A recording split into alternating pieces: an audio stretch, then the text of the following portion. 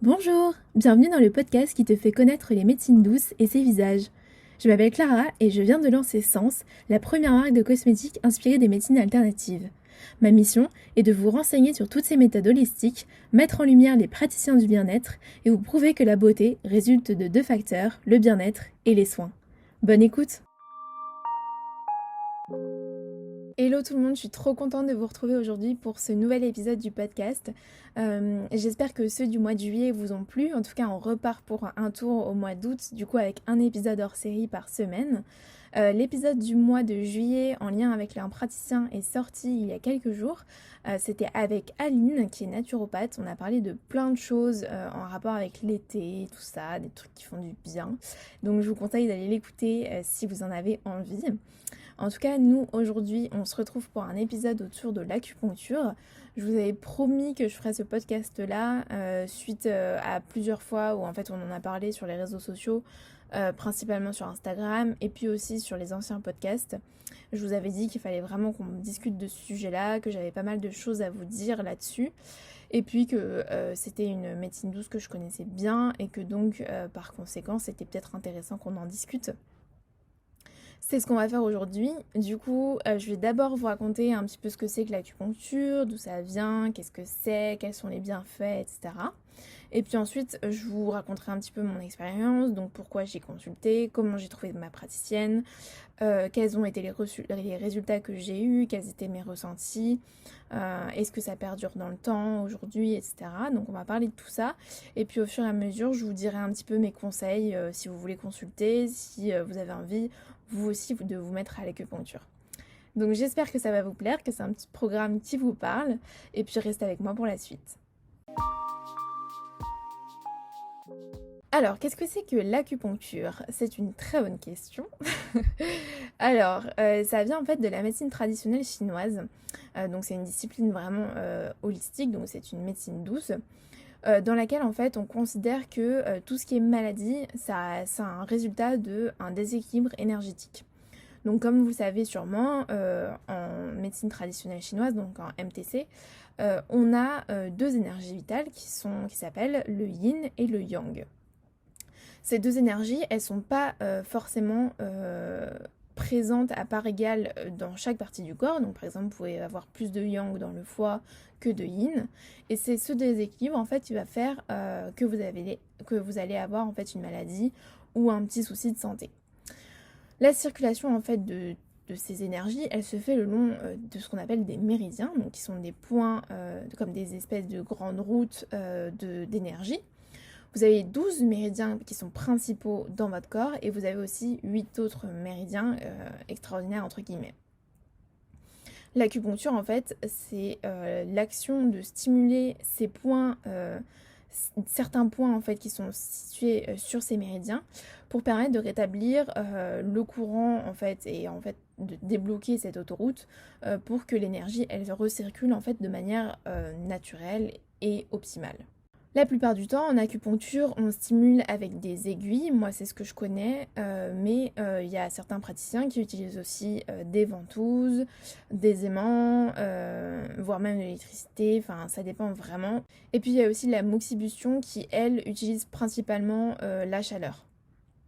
Mais en fait, il faut savoir que les praticiens, même s'ils ont tous la même manière la même éducation autour de l'acupuncture de base, après ils vont avoir forcément une manière à eux de la pratiquer, donc comme un petit peu toutes les médecines douces, mais principalement en fait l'acupuncture, puisque comme je vous le disais, il y a beaucoup de techniques.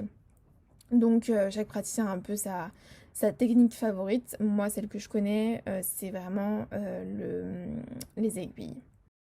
Quels sont les bienfaits de l'acupuncture? Il y en a énormément, vraiment ce que je vais vous faire là c'est vraiment une liste non exhaustive, mais d'un point de vue physiologique, on remarque en tout cas qu'il y a vraiment une diminution du rythme cardiaque, une baisse de la pression artérielle, les cellules qui se régénèrent d'elles-mêmes beaucoup plus rapidement quand on fait de l'acupuncture, et puis ça réduit aussi le niveau de stress, le niveau d'anxiété.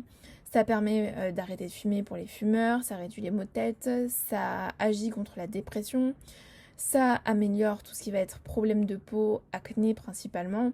Ça stimule la perte de poids, ça traite tout ce qui est insomnie, problèmes de sommeil, cauchemars, tout ça. Et puis ça aide aussi si vous avez envie d'avoir des enfants mais que c'est un petit peu compliqué, ça peut vous aider.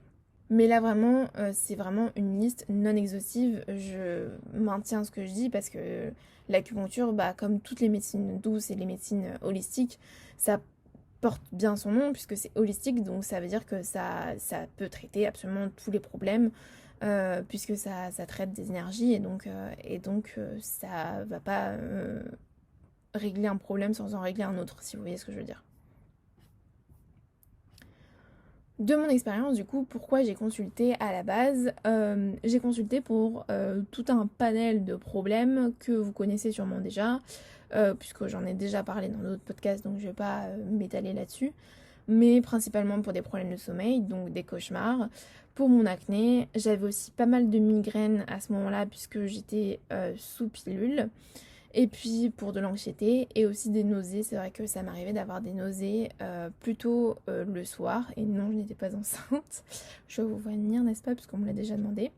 Mais non, je n'étais pas enceinte, hein. C'était vraiment des nausées pures et dures. C'est juste que j'avais le foie qui ramait un petit peu, comme on dit. Donc moi j'ai consulté pour tous ces symptômes-là, principalement quand même pour les cauchemars et pour l'acné. Je suis allée la voir. Alors je vais vous raconter un petit peu mon expérience puisque je pense que c'est quelque chose dont j'ai envie de vous parler en tout cas.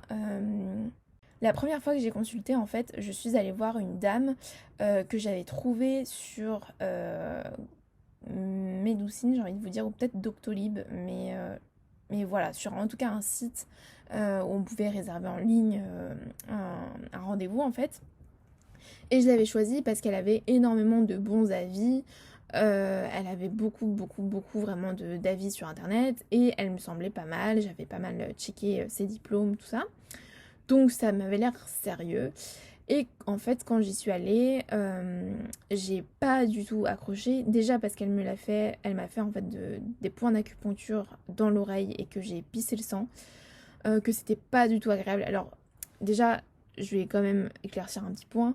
L'acupuncture, quand elle vous met les aiguilles, c'est pas archi agréable, hein. Ça stimule quand même des points, des méridiens qui ont un petit souci chez vous, donc forcément, c'est pas une caresse, quoi. Donc ça picote un peu, mais c'est pas censé vous faire ultra mal, quoi. Or là, vraiment, elle me faisait vraiment super mal. Elle m'a fait dans l'oreille, sur le visage, enfin, j'ai saigné, j'étais vraiment pas à l'aise. Et puis, elle avait en fait plusieurs rendez-vous en même temps, donc elle m'a fait mes points d'acupuncture. Elle m'a laissé sous une espèce de couverture de survie, donc genre papier alu. Et elle est partie à faire une autre consultation à côté pendant 30 minutes. Donc je suis restée là comme un petit rôti dans ma couverture à attendre que le temps passe quoi. Donc voilà, donc j'étais pas du tout à l'aise, en plus j'avais froid. Et à la fin de la consultation, elle m'a juste dit bon bah voilà, elle a sorti en fait une fiche toute faite avec des espèces de recommandations à 2 balles. Elle m'a barré des trucs qu'il fallait pas que je prenne qui étaient sur l'ordonnance. Et elle m'a dit bon bah voilà, tu prends tout ça, ça et ça. C'était des compléments alimentaires à genre 50 € le complément. Il y en avait au moins, je sais pas, genre 10. Et voilà, donc elle m'a donné ça. Donc cette ordonnance toute faite avec juste barré ce qu'il fallait que moi je prenne pas. Et puis ciao, bonsoir, merci, au revoir. On se rappelle pour le prochain rendez-vous quoi. Donc j'ai pas du tout accroché, vraiment je me sentais pas du tout à l'aise. Du coup j'ai décidé d'aller en voir une autre en fait. Et ma deuxième acupunctrice, donc celle qui m'a vraiment convenue et où je suis retournée beaucoup de fois par la suite, je l'ai eu en fait par un contact de ma famille. Donc comme quoi, faut pas toujours faire confiance aux avis qu'on voit sur internet, surtout qu'en l'occurrence, du coup, la première acupunctrice que j'avais vue, tout de suite, avant même que je lui dise quoi que ce soit, à la fin du rendez-vous, m'avait dit allez me mettre en avis sur Google, machin, truc, en mode hyper forcé. Donc vraiment, c'est pas parce que un praticien aura 500 avis sur Google ou sur Doctolib ou sur Medicine que ça en fait un bon praticien en fait. Enfin vraiment, et si vous ne le sentez pas, comme je vous l'ai dit plusieurs fois, changez de praticien, vous n'avez aucun compte à lui rendre si ce n'est l'argent de la consultation que vous avez eu, mais vraiment changez et n'ayez aucun remords. Donc j'ai vu cette deuxième acupunctrice que pour le coup j'ai trouvé comme je vous le disais, donc j'ai vu cette deuxième praticienne que j'ai eue par un contact personnel et avec qui ça a super bien collé.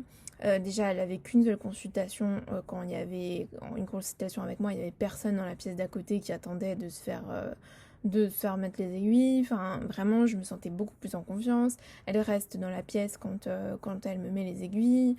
Enfin voilà. Et du coup, moi j'ai beaucoup aimé sa manière de faire. Déjà parce qu'elle explique au fur et à mesure qu'elle met les aiguilles. Ah bah si, tiens, ça c'est pour ça. Là je sens que t'es un peu tendu ici. Enfin bref, voilà, donc beaucoup mieux.